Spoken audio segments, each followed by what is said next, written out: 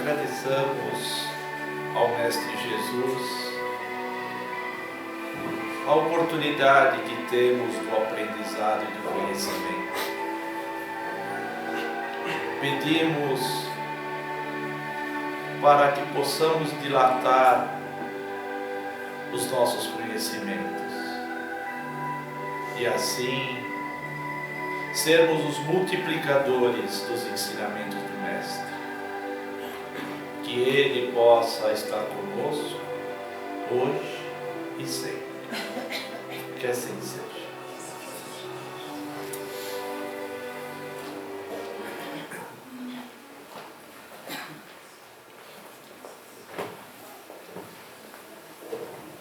Bom dia, senhores e senhoras. Com grande satisfação estamos mais uma vez no Centro Espírita Bezerra de Menezes. E hoje nós vamos falar sobre esse tema: haverá um só rebanho, um só pastor. E nos paira a dúvida, como nós podemos compreender? Acho que pode acender a luz, acho que pode deixar apagado daqui para frente. Fica melhor, né? Isso, muito bem.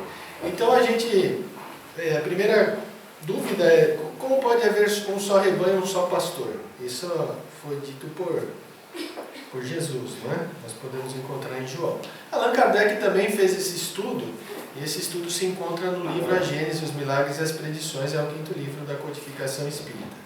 Nós vamos trazer algumas informações de Allan Kardec, algumas informações de como está a questão da religiosidade, a questão da religião no mundo, para ver se a gente consegue compreender um pouco melhor sobre isso.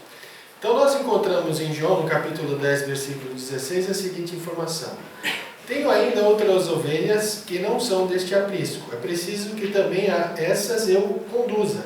Elas escutarão a minha voz e haverá um só rebanho e um único pastor. Encontramos isso em João. Muito bem, nós sabemos que a primeira revelação foi a revelação de Moisés. Ele nos trouxe os 10 mandamentos, nos asseverando que nós devemos acreditar num Deus único, num Deus Pai, num Deus bom. E a segunda revelação foi a revelação trazida por Jesus, nos mostrando um Deus amoroso, né? Amar a Deus sobre todas as coisas, fazer ao próximo como gostaríamos que os outros nos fizessem, enfim, nos trazendo toda a lei de amor, né? Nos exemplificando o amor, o perdão, a caridade, etc. Muito bem. Mas Jesus disse: haverá um só rebanho, um só pastor. A informação de Jesus não poderia ficar apenas circunscrita a uma pequena quantidade de pessoas. E aí, após a morte de Jesus, obviamente os seus discípulos e apóstolos saíram pelo mundo levando a boa nova, principalmente Paulo. E aí nós temos uma ideia das viagens de Paulo. Muito bem. Allan Kardec, então, no estudo deste tema, ele nos diz o seguinte: por essas palavras, Jesus claramente anuncia que os homens um dia se unirão por uma crença única. Mas como poderá efetuar-se essa união? Difícil parecerá isso, tendo-se em vista as diferenças que existem entre as religiões, o antagonismo que elas alimentam entre seus adeptos, a obstinação que manifestam em se acreditarem na posse exclusiva da verdade. Então, cada religião acha que está na posse exclusiva da verdade. Os católicos de um lado, os muçulmanos de outro, os budistas, os shintoístas, enfim, cada religião acredita estar na posse da verdade. Todas querem a unidade, mas cada um se lisonjeia de que essa unidade se fará em seu proveito. E nenhuma admite a possibilidade de fazer qualquer concessão no que respeita às suas crenças. Então veja, imagine que cada flechinha dessa seja uma religião, né? Então cada um quer, por exemplo, os católicos querem que todos sejam católicos, os muçulmanos todos sejam muçulmanos, enfim, cada religião é assim. Só que cada religião, nenhuma quer fazer concessão. Então por isso que eu pus esse símbolozinho. Não quero fazer concessão nenhuma. Todo mundo quer unidade, mas ninguém quer fazer concessão. Ora, como é que a gente vai chegar no resultado? Como é que a gente pode compreender haverá um só rebanho, um só pastor? Né? É o que Kardec está nos falando. A unidade, aí o Allan Kardec fala, a unidade se fará em religião como já tende a fazer-se socialmente, politicamente, comercialmente, pela queda das barreiras que separam os povos, pela assimilação dos costumes, dos usos e da linguagem. Então hoje a gente vê Por exemplo, o socialismo em ruínas, né? Ainda há alguns bolsões socialistas, é o capitalismo que predomina. Enfim, as pessoas vão se unindo, as pessoas vão unindo as ideias politicamente, comercialmente, né? Hoje nós temos muita facilidade em telecomunicações de se comunicar a um ponto do outro do globo, e com certeza nós vamos ter uma unidade com relação à religião. Vamos ter. Jesus, entretanto, conformando o seu ensino ao estado dos homens da época, evitou de lhes dar o esclarecimento completo que os deslumbraria em vez de iluminar, porque eles não teriam compreendido.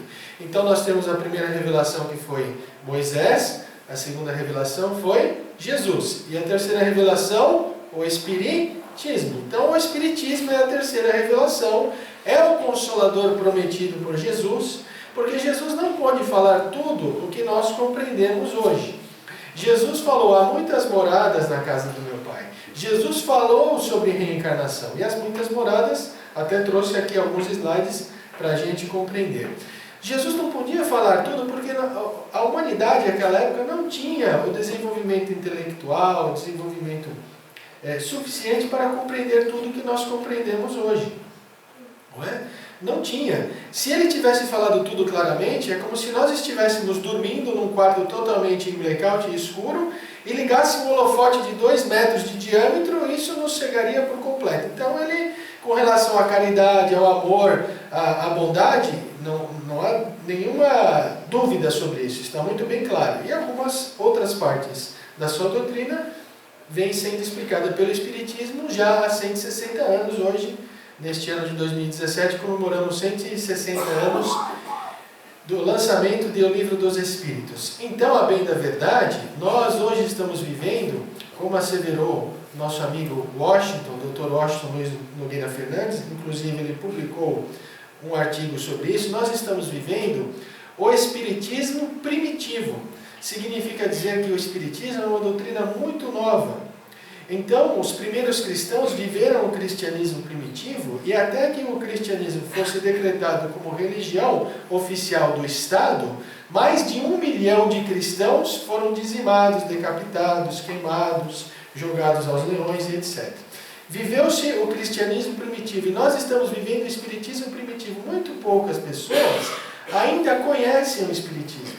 Então há tudo para se fazer no espiritismo, há muito para se divulgar no espiritismo, e com certeza este nosso terceiro milênio será o milênio da transformação, aonde as pessoas conhecerão os princípios espíritas e aonde nós com certeza teremos a unidade de religião que Allan Kardec asseverou neste estudo do livro A Gênese.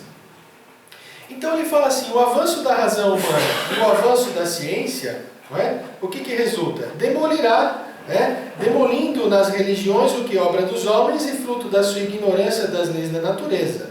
A ciência não poderá destruir, malgrado a opinião de alguns, o que é obra de Deus e eterna verdade. Então, no decorrer da história da humanidade, os homens foram adaptando ao seu conhecimento, foram criando as suas religiões. Então, há muito nas religiões que é obra do homem, não é obra de Deus. Então, o avanço da razão, se nós colocarmos a razão, se nós colocamos a nossa intelecto para raciocinar, se nós não tivermos a fé cega, mas uma fé raciocinada, nós vamos compreendendo que muito do que está nas religiões é obra do homem, não é obra de Deus.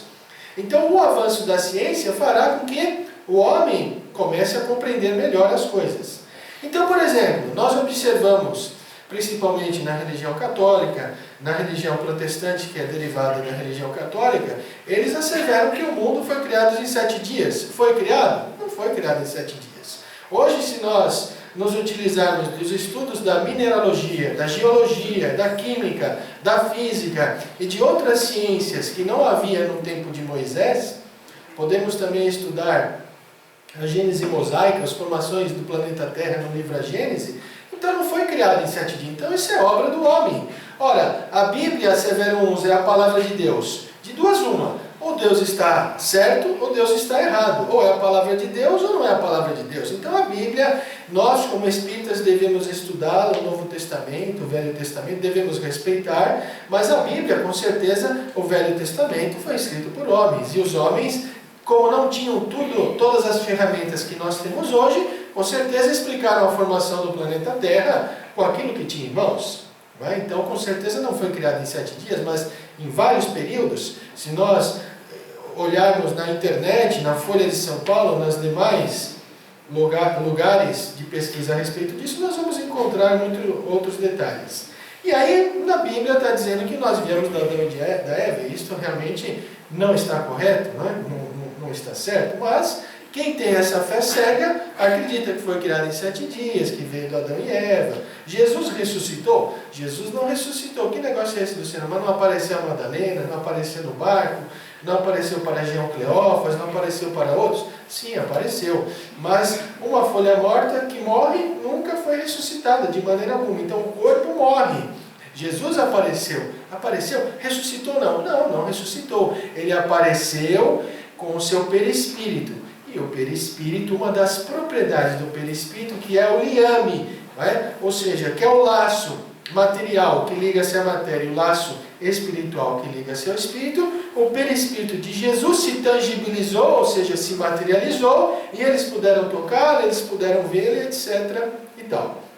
Muito bem, isso também podemos estudar no Espiritismo. Então não há milagre algum. Jesus não ressuscitou.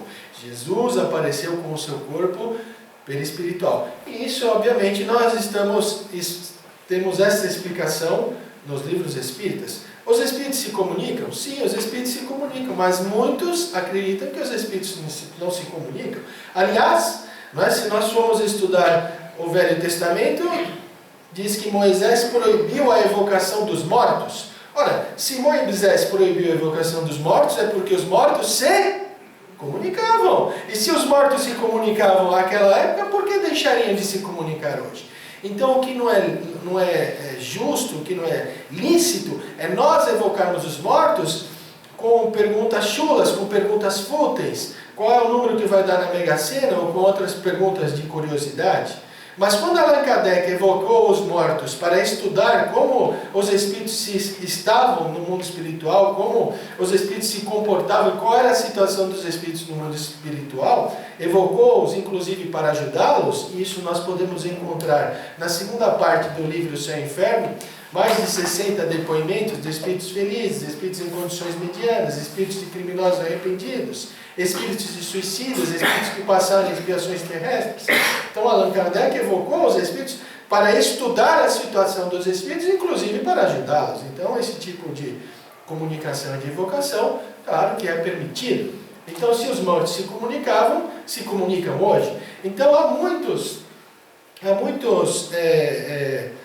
informações, que foram criadas pelo homem e que ainda continuam nesta fé cega, não querem rever, mas com certeza reverão no futuro.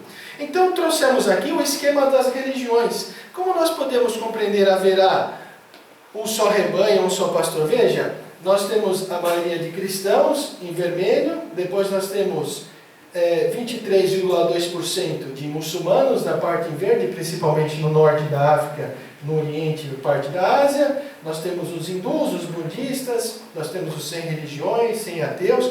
É difícil a gente compreender, será como pode?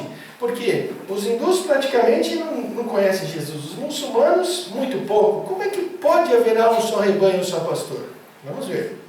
E aí também fizemos uma pesquisa no site da Globo, no outro site que está aqui embaixo, o Top 10, cristianismo, 2 bilhões e 200 milhões de pessoas, islamismo, 1 bilhão e 600 milhões. E aí o espiritismo com 13 milhões, aonde nós estamos. Então, nós somos uma das almas, cada um de nós uma das almas desses 13 milhões. Como é que pode? Aí nós temos, em 31 de outubro de 2011, nós chegamos a 7 bilhões de pessoas. 31 de outubro de 2011, nós já estamos em 23 de julho de 2017. Então, sei lá quantos bilhões que nós estamos hoje aí. Na casa dos 7,5, acho que aproximadamente. Muito bem. Outras religiões. Então, se nós somarmos todas essas religiões, as 10 principais, dá 3 bilhões e 832 milhões. Outras religiões, ateus, sem religião, dá 3 bilhões e 167. quer dizer, como é que pode haver um só rebanho, um só pastor? Mas vamos continuar o nosso estudo. E Allan Kardec fala, as religiões terão que encontrar-se num terreno neutro, se bem que comum a todas. Para isso, todas terão que fazer concessões e sacrifícios, mais ou menos importantes, conformemente à multiplicidade dos seus dogmas particulares. Então não tem jeito. Para haver um só rebanho, um só pastor, as religiões com certeza terão que fazer concessões, principalmente nos seus dogmas, aqueles que hoje são intocáveis, vão ter que fazer concessões. Agora, quais são os pilares do Espiritismo? Todos os senhores que estão aqui, talvez aqueles que estão aqui pela primeira vez não conheçam, mas a maioria já conhece. Então elencamos aqui, desenhamos os pilares espíritas, porque são estes os pilares, são estes os princípios espíritas que serão admitidos por todas as religiões neste milênio. Não há dúvida que isso acontecerá. Quais são os princípios espíritas? Deus. Ora, Deus está fácil porque todo mundo já acredita em Deus. Todas as religiões acreditam em Deus. Muito bem. Então esse está mais tranquilo. Imortalidade. Nós espíritas acreditamos na imortalidade, não é? Somos reencarnacionistas, os católicos e os protestantes não. Outras crenças também são reencarnacionistas, imortalidade, acreditarão. Mundos habitados. Aí, para o espírita, isso é mais simples, na pluralidade dos mundos habitados. Para as outras religiões, ainda não. Reencarnação. Todas as religiões admitirão, sem dúvida nenhuma, a reencarnação. E a mediunidade. Então, esses são os pilares básicos do Espiritismo, e são esses os pilares básicos, são estes os princípios que, sem dúvida, todos admitirão como verdade irretocável. Não é? Na verdade, tudo isso vem a ser a terceira revelação espírita. Então, Jesus disse em 14, 1 a 3, versículo 1 a 3 em João: não se turbe o vosso coração, crede em Deus, crede também em mim, há muitas moradas na casa do meu Pai. Se assim não fosse, eu vos teria dito, pois vou preparar-vos o lugar. Então Jesus já disse, há muitas moradas na casa do meu Pai. Significa dizer muitos mundos habitados. Não é inferno, não é paraíso, não é limbo, isso foi criado pelo homem, foi criado pela ortodoxia, não é? Foi criado pelo aqueles que montaram, né? Aqueles que foram os estudiosos do catolicismo. Inferno, paraíso, limbo, purgatório. Nada disso existe. Né? Quando Jesus disse, há muitas moradas na casa do meu Pai, há muitos mundos habitados. Mundos superiores e mundos inferiores à Terra. E aqueles que não são cristãos e nunca ouviram isso? Porque isso é do cristianismo, certo? Mas e quem nunca ouviu isso? Como é que nós vamos criar essa unidade? Né? Conhecerão a astronomia, ciência natural que estuda o corpo celeste. Então não se preocupem. Nunca ouviram falar de Jesus, mas já ouviram falar do telescópio Hubble. Impossível que não haja alguém que não tenha acessado a internet, que não tenha acessado qualquer jornal que tenha ouvido falar sobre o telescópio Hubble. Muito bem. Então, o que o telescópio Hubble nos trouxe? Nos trouxe fotografias. E essas fotografias foram estudadas pelos astrônomos. Os astrônomos nos informam que há no universo até este momento 2 trilhões de galáxias. Muitos talvez nem tenham ideia do que significa 1 trilhão. Então por isso nós trouxemos aqui. O que é 1 trilhão? 1 trilhão são 1000 vezes 1 bilhão. 1 bilhão são 1000 vezes 1 milhão. E 1 milhão são 1000 vezes 1000. Então, quer dizer, na casa do milhão, a gente já tem uma ideia. Mas os astrônomos nos disseram que há 2 trilhões de galáxias, ou seja, 2000 vezes 1 bilhão. Então a galáxia é demais. Né? Agora, a nossa Via Láctea, estamos na nossa Via Láctea. Nós estamos aqui, o nosso sistema solar, ele estaria, né? O nosso sistema solar estaria mais ou menos aqui, ó. Estaria aqui no finalzinho na periferia da Via Láctea. Só que em nossa galáxia, diz o Instituto Nacional de Pesquisas Espacial do governo brasileiro, há entre 200 e 400 bilhões. Lembram o que é o bilhão? 1000 vezes 1 milhão. Bilhão, 1000 vezes 1000. 1 milhão, 1000 vezes 1000. Então, na nossa galáxia há entre 200 e 400 bilhões de estrelas. O nosso Sol é uma delas. E os planetas, eles rotacionam 24 horas e transladam em torno da estrela. Ok? Muito bem. Então, se nós utilizarmos um número pífio, esse númerozinho aí, 0,0025, ou aquele lá em cima, é quase nada. É alguma coisa, mas é quase nada. E se a gente multiplicar este número pelo número mínimo de 200 bilhões, ou seja, se fizermos esta conta, nós teríamos uma probabilidade de ter 500 mil planetas iguais à Terra. Ah, Luciano, você pode provar isso? Claro que não. Nós estamos fazendo aqui uma elucubração mental. Então, ou seja, numa galáxia que nós temos entre 200 e 400 bilhões de estrelas, com certeza, se não houver 500 mil planetas, alguns milhares de planetas existem, melhor dizendo, existem que têm as mesmas condições atmosféricas que o planeta Terra, que tem a oportunidade de ter vida como o planeta Terra, porque afinal de contas, os elementos que constituem o planeta Terra estão no universo. Então, ou seja, se o indivíduo não conhece Jesus, não conhece o Evangelho, conhecerá a ciência, e a ciência nos levará, daqui a 10, 20, 30 ou alguns anos, vai nos comprovar que a vida fora do planeta Terra existe. E aí, obviamente, nós vamos formando esta unidade, vamos acreditando nessas muitas moradas na casa do meu Pai, e vamos, obviamente, admitindo a reencarnação. A iniciativa das concessões não poderá partir do campo oficial, diz Allan Kardec.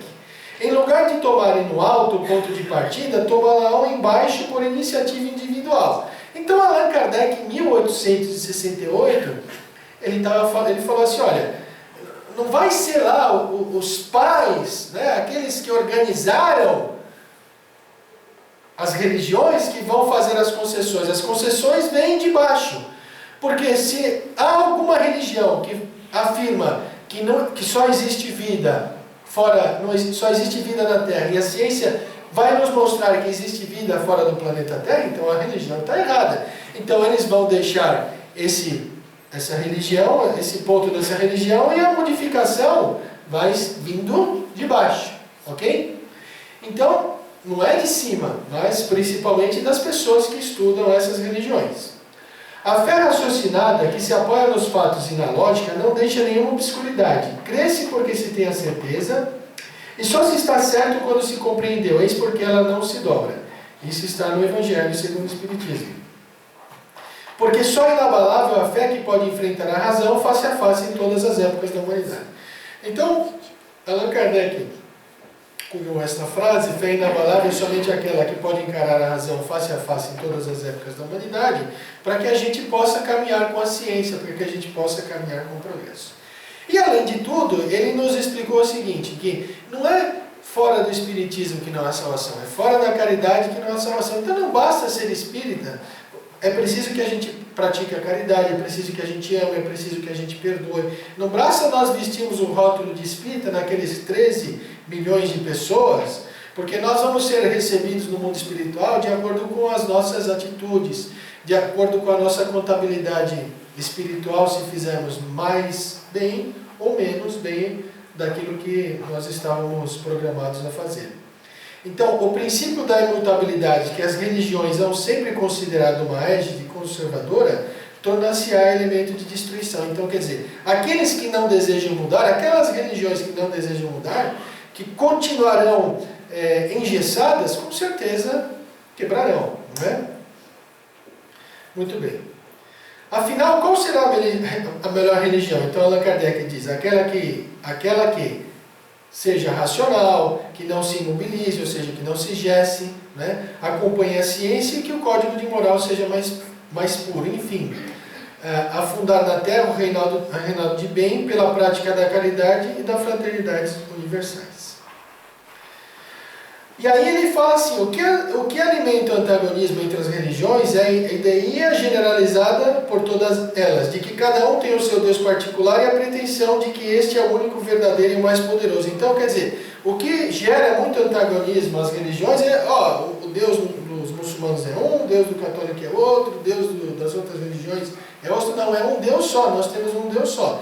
E como é que nós vamos fazer essa unidade? Não é? Isso está muito bem explicado nas perguntas iniciais do Livro dos Espíritos e no capítulo 2 da Gênesis. A pergunta primeira do Livro dos Espíritos.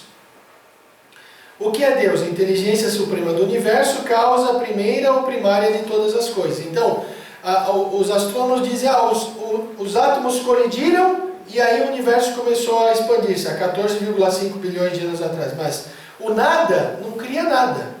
O nada é nada. Então nada não pode criar nada. Então se os átomos colidiram, eles vieram de algum lugar. E aí os Espíritos nos indicam que Deus é a inteligência suprema do universo, causa primeira ou primária de todas as coisas. Então tudo, a causa é Deus. E aí nós temos que entender quais são os atributos de Deus. Deus é eterno porque se ele tivesse tido um começo, teria saído do nada, ou então teria sido criado por um ser anterior. É assim que pouco a pouco remontamos à eternidade. Ele é imutável, porque se ele fosse imutável, as leis do universo não teriam estabilidade. Ele é imaterial, porque se ele fosse material, estaria sujeito às transformações da matéria, né? E poderia se modificar. Ele é único, porque se ele não fosse único, haveriam outros deuses, né? Ele é todo poderoso, ele é soberanamente justo e bom, ele é infinito em todas as suas perfeições. Se nós diminuirmos sequer uma parte, né, da infinitude das suas perfeições, alguém ou alguma coisa poderia ultrapassá-lo. E aí esse alguém ou alguma coisa seria Deus. Então, quando as religiões compreenderem os atributos, né, o que significa atributos, o que é próprio, característica de algo, de alguém, os atributos de Deus, quando todas as religiões compreenderem os atributos de Deus, muito bem explicado no capítulo 2 da Gênesis, muito bem explicado no início do Livro dos Espíritos, nós vamos fazer essa unidade. Nós vamos ter esta unidade num Deus Pai, num Deus bom, num Deus benevolente, num Deus que ama a todas as criaturas. E o Allan Kardec nos diz, estes atributos, ou seja, estas características de Deus, elas funcionam como um farol para todas as religiões. E qualquer religião que diminua sequer uma parte desses atributos não estará com a razão, não estará com a verdade. Então, estes atributos, eles são um farol para guiar todas as religiões. E ele fala, a religião perfeita será aquela de cujos artigos de fé nenhum esteja em oposição àquelas qualidades, ou seja, aquelas características. Aqueles cujos dogmas todos suportam a prova dessa verificação sem nada sofrerem. Agora, qual é a influência do Espiritismo no progresso? Questão 798 do Livro dos Espíritos. O Espiritismo se tornará uma crença comum ou será apenas a de algumas pessoas? E os Espíritos respondem, certamente ele se tornará uma crença comum e marcará uma nova era na história da humanidade. Então, lembrem daquele slide dos princípios espíritas, o Espiritismo, ele se tornará uma crença comum. Todos acreditarão num Deus Pai, num Deus bom, todos compreenderão os atributos de Deus, a reencarnação, a multiplicidade dos mundos habitados, sejam eles inferiores e superiores. Não é? Todos eles acreditarão e entenderão e estudarão a mediunidade. Então isso acontecerá com certeza neste terceiro milênio. Mas já começou, tudo isso já começou. E nem Allan Kardec havia imaginado o que nós vamos mostrar nos próximos slides. Allan Kardec nos disse, olha, a transformação vai começar de baixo das religiões, ou seja, dos seus adeptos, dos seus estudantes, nem de lá de cima. Mas nos próximos slides que nós vamos mostrar, e os senhores e as senhoras possivelmente já tenham tido notícia, vamos relembrá-los. Papa João Paulo II. Lembra-se do Papa João Paulo II? Muito bem, e o que o Papa João Paulo II nos disse? Isso está no site, igrejacatólica.org, E ele diz, numa série de discursos no verão de 1999, há 18 anos atrás, publicados no Jornal Oficial do Vaticano, o João Paulo II disse que o céu e o inferno e o purgatório não são lugares reais, são estados de consciência. Então, tudo aquilo que a Igreja Católica asseverou e preparou nos deu todo um tratado, que o inferno é aquilo, que o purgatório é aquilo, que o limbo, etc. O Papa João Paulo, há 18 anos, no final do milênio passado, já nos dizia que o inferno, o paraíso e o purgatório são estados de consciência. Porque no universo não existe o baixo, não existe o alto. Onde existe o baixo, não existe o alto. Não é? Diziam que o inferno era nas entranhas da terra e que o céu seria um pouco acima da estratosfera, etc. Não existe o alto, não existe o baixo. Então veja, isto já está nos ajudando muito a compreendermos o que Jesus havia falado, a compreendermos, né, principalmente aos católicos, a compreenderem as informações de Jesus e os princípios espíritas. Mas, além do Papa João Paulo, nós temos agora o Papa Francisco. E o que o Papa Francisco falou? Ele diz, por meio da humildade, da introspecção e contemplação orante, ganhar uma nova compreensão de certos dogmas. A Igreja já não acredita em um inferno literal onde as pessoas sofrem. O inferno é só uma metáfora da alma exilada, aqui em verde. E ele fala, todas as religiões são verdadeiras, porque elas são verdadeiras nos corações de todos aqueles que acreditam neles. Não há fogo no inferno, Adão e Eva não são reais. Então veja, nós tivemos aí dois papas, né, em um período aí de 2 décadas, que estão nos trazendo uma luz. Né? É claro que há muitos que estão na igreja que não aceitam, que são contra as revelações de João Paulo, são contra o Francisco, mas isso já foi dito e com certeza já foi dito, já foi lançado, já está publicado. E o que acontece? Né? As declarações papais abrem uma frincha no represamento da verdade há muitos séculos guardadas pela religião católica. Então trouxe aqui esta fotografia de uma represa. E a frincha, o que é? É uma brechinha. E aí a água vai saindo por essa brechinha. Estas declarações papais abriram uma brechinha em todos estes séculos que foram represadas a verdade pela igreja. Então vai saindo a água, vai aumentando, a força da água é tão grande que uma hora realmente vai derrubar essa represa. No sentido de que a igreja realmente vai ter que retificar algumas informações. Instruções dos Espíritos. Como eu já falei, Allan Kardec não disse que não é fora do Espiritismo, mas fora da caridade na salvação. Nós podemos encontrar isso em Paulo, Paris, 1860. Então é importante nós fazermos o bem. Meus amigos, ele assevera, agradecei a Deus que vos permitiu gozar a luz do Espiritismo, não porque somente os que possuem possam salvar-se, mas porque ajudando-vos a melhor compreender os ensinamentos do Cristo, ela vos torna melhores cristãos.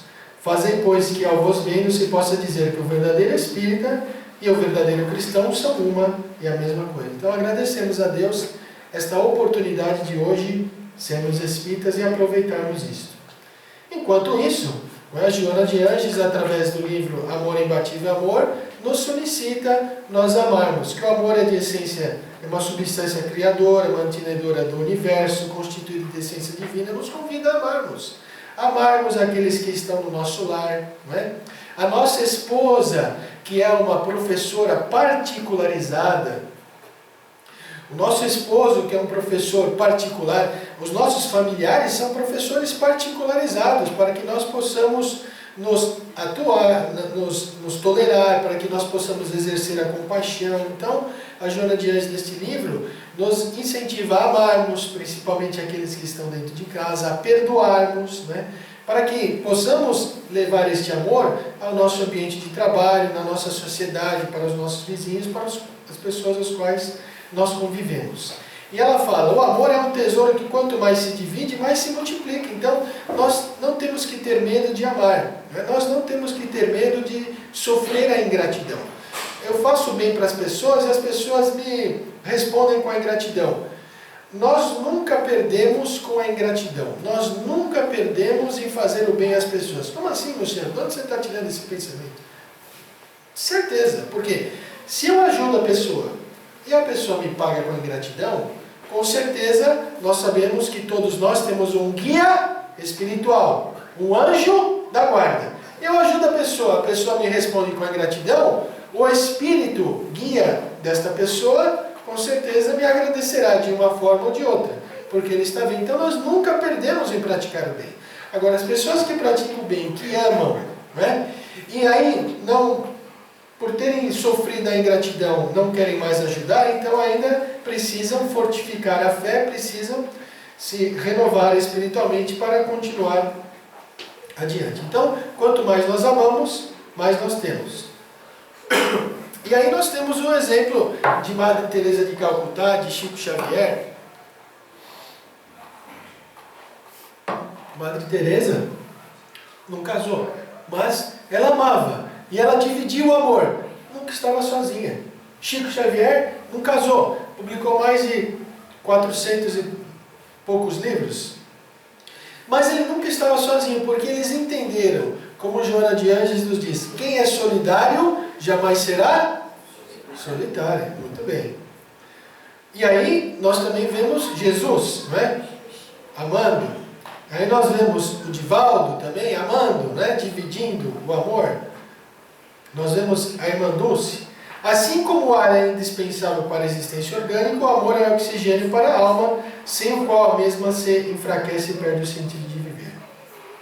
E aí a Joana de Ângeles fala assim, que o amor ela atravessa várias fases. O infantil, que tem caráter possessivo, o juvenil, que se expressa pela insegurança, o maduro pacificador, que se entrega sem reservas e faz-se planificador. Então, a gente não vai amar plenamente de um dia para o outro, a gente vai amar aos poucos. Como eu estava falando, vamos começar pela nossa casa, pelos nossos irmãos, perdoando aqueles que nos roubam as ideias. A gente não costuma falar, a gente aprende ideias com acento, aquele que nos rouba as ideias, né? As ideias do nosso trabalho, né? Muitas vezes colocam o seu nome numa ideia nossa. Então, perdoando aqueles que às vezes foram brutos, aqui nos passaram um e-mail mal educado, etc. Nos responderam grossamente numa reunião. E a gente vai perdoando, vai levando, vai amando, vai se planificando, vai se pacificando. Agora, é interessante como nós estamos falando, haverá um só rebanho, um só pastor, que a Joana de Ângeles, neste livro, ela nos fala que nunca houve tanto amor no planeta Terra como nos dias atuais, porque nós vivemos dias de descalabros morais, de corrupção, de corruptores, de crimes hediondos, de guerras, né? Enfim, nós vivemos um momento difícil, nós vivemos um momento de transformação do planeta, um momento de renovação, onde o planeta passará de um mundo de expiação e de provas para um mundo de regenerador. É claro que nós estamos vivendo este momento difícil, é claro que há espíritos que há séculos não reencarnavam, e como aprendemos com o Divaldo nas suas palestras, nos disse que esses espíritos ficaram muito tempo no mundo espiritual, não foi permitida a reencarnação, porque se tivessem reencarnado, continuariam a criar balbúrdia, e a humanidade não teria avançado como avançou, e como nós estamos vendo nos tempos atuais. Mas como a lei de Deus é a lei de amor, de justiça e de caridade, estes espíritos estão tendo a oportunidade agora de reencarnar, né? De poder aproveitar todo este avanço da humanidade. Então, é claro que nós ainda temos muitos espíritos ignorantes, muitos espíritos embrutecidos, muitos espíritos ainda, podemos assim dizer, primitivos, né, com relação à moral, com relação à bondade, que nós estamos vivendo momentos difíceis. Mas nós temos que mudar a nossa ótica e compreender o que Joana de Ângeles está nos trazendo, que nunca houve tanto amor na Terra como nos dias atuais. Se nós formos procurar no Google e colocarmos ONG, Organização Não Governamental, nós vamos encontrar 174 milhões de resultados. Milhares de organizações não governamentais preocupadas com a fome, preocupadas com a natureza, preocupadas com os animais. Claro, não há dúvida que algumas ONGs são criadas para se locupletar das doações dos homens. Não há dúvida, é o ser humano. Mas nós nunca tivemos tantas instituições voltadas para os anciãos, para as crianças, voltadas para a natureza, para a defesa dos animais, as crianças especiais, etc. E ela fala para que possamos nos unir a esses heróis, né, anônimos do bem, né, ajudando de acordo com as nossas possibilidades. Então jamais houve tanto amor na terra. E é com isso nós vamos chegar nessa unidade de crença. Une-te a esses heróis. E agora, encerrando as nossas, os nossos comentários, quero trazer aqui uma mensagem de Emmanuel. Então ele fala a religião do futuro. O Espiritismo aprofunda as pesquisas e nos demonstra mediante a reencarnação e a comunicabilidade dos espíritos e a grandeza destes postulados. E as religiões, todas as escolas de fé trabalham o homem ensinando a religião, a renovação interior. Mas a religião do futuro, o Espiritismo, amplia esse comportamento, estabelecendo na caridade um ponto fundamental para a salvação da criatura. Então não é fora da igreja, não é fora do protestantismo, não é fora do islamismo, não é fora do espiritismo, não. É fora da caridade, não há salvação. E as religiões, todas as manifestações de crença consideram a vida sob os dois aspectos, o natural e o sobrenatural. E o Espiritismo nos revelou o mundo espiritual, não é? Uma fotografia aí do livro, do filme Nosso Lar. Revelou ao homem que o sobrenatural, o oculto aos homens, é o prosseguimento natural da vida em si mesmo, que foi desvelado pelos imortais. As religiões, elas nos trazem uma fé sem discussão, uma fé cega. E o Espiritismo nos traz uma fé raciocinada, aquela que encara a razão em todas as faces, em todas as épocas da humanidade. As religiões estabelecem um campo no qual domina o mistério, o dogmático, o oculto, sem fundamento científico. E a religião do futuro, não é? É uma aliança da ciência com a religião, e a ciência nos ajuda a provar os axiomas. Trouxemos aí alguns slides. Todas as religiões prometem a salvação dos fiéis mediante sacrifícios, arrependimentos, liturgias ou crença pura e simples. E a religião do futuro, o Espiritismo, embora a fé concorda com o apóstolo Tiago, quando este afirma que aquele sem obra é morto. Então, é preciso, não basta apenas as liturgias, os arrependimentos, é preciso que a gente coloque a mão na massa, é preciso que a gente doe de nós mesmos. E aí trouxemos a fotografia das casas André Luiz, não é? As crianças, as pessoas que colocaram a mão na massa, que fundaram o Centro Espírita Nosso Lar, posteriormente as casas André Luiz, o nome jurídico são hoje, que ajudam as crianças especiais. Todas as religiões se utilizam de técnicas de indulgência humanas para liberar seus profitentes de delitos perpetrados. A religião do futuro, evoluindo com o progresso, estabelece nascer, viver, morrer, renascer ainda é a lei. Ou seja, vamos ter múltiplas e sucessivas reencarnações, tantas quantas forem necessárias para atingirmos a perfeição. Todas as religiões se firmam em cerimônias, sacramentos. Aí trouxemos as várias liturgias, vários sacramentos, vários símbolos das várias religiões hoje no mundo. Esotéricos, exotéricos ou esotéricos, apresentando as duas faces de sua estrutura, a externa e interna. E a religião do futuro? O Espiritismo é a revivescência do cristianismo, ensinado e vivido por Jesus e seus apóstolos, presidindo de toda a exterioridade ou forma. As religiões, todas as metas religiosas são alcançadas através de intermediários, sacerdotes, pastores, mestres, padres ou guias. No Espiritismo não há nada disso, né? O Espiritismo promove a ligação direta da criatura com o Criador. Então, no Espiritismo não há ninguém que represente o Espiritismo.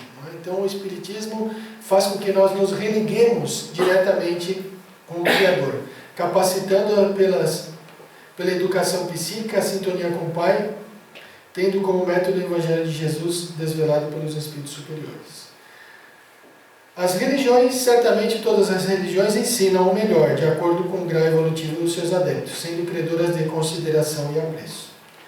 O Espiritismo dá-lhes fundamento da imortalidade demonstrada pelas comunicações mediúnicas e as ilumina com a sua lógica libertadora, sendo a doutrina religiosa por excelência na atualidade, com a estrutura ética para ser a religião do futuro, unindo todos os homens num só rebanho, sob a égide do Cristo, o único pastor. Religião do futuro, e segundo Leon Denis, o Espiritismo é o futuro das religiões. Então, o futuro das religiões são a compreensão daqueles pilares que nós trouxemos no início da nossa reunião. Perguntas? Muito bom. Então, agradecemos a atenção dos senhores e que Deus nos abençoe, nos continue a nos fortificar e que possamos amar porque vale a pena amar, possamos perdoar porque vale a pena perdoar. No próximo mês de agosto, através de uma promoção da Associação Brasileira de Qualidade de Vida, nós teremos o Agosto Violeta, que será o agosto do perdão. Várias atividades promovidas pela Associação Brasileira de Qualidade de Vida, falando sobre o perdão. Então, vale a pena amar, vale a pena perdoar e vale a pena nós nos unirmos a esses homens e mulheres para ajudarmos as forças do bem a transformarmos o mundo. Muito obrigado e que Deus selecione pelo menos um destes muitos espíritos que hoje estão aqui para nos acompanhar de volta aos nossos lares. Obrigado.